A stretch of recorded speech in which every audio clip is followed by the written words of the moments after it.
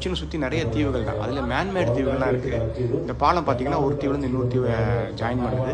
அந்த தீவுகள்லேருந்து தீவுகளுக்கு டிரான்ஸ்போர்ட் தனியாக வச்சுருக்காங்க. இப்போ போயிட்டுருக்க டிரான்ஸ்போர்ட் பார்த்தீங்கன்னா அந்த காரு ஆட்கள் எல்லாமே வந்து தீவுலேருந்து இன்னொரு தீவு கொண்டு போகிறதுக்கு நான் அந்தமானில் தான் அந்த மாதிரி பார்த்துருக்கேன். நம்ம இதுலேயே வந்து இந்த மாதிரி வச்சுருக்காங்க அப்படின்னு ஆச்சரியமாக இருந்தது. அதுவும் பார்த்தோம். இந்த மாதிரி இந்த போட்டில் போனோன்னா நம்ம தீவில் இறங்கி அந்த பழங்கால இதெல்லாம் ரசிச்சுட்டு அவங்க உள்ளே வாக்கிங் போகலாம். அந்த பீச் வாக்கிங் போகலாம். அப்புறமா அந்த பேலஸ்லாம் வந்து பழங்காலத்து பேலஸ்லாம் அப்படியே ப்ரிசர்வ் பண்ணி அதுக்கப்புறம் ஹோட்டல்ஸாக மாற்றி வச்சுருக்காங்க. இப்படி விஐபிஸ் தான் அலோவ்னு வச்சுக்கோங்களேன்.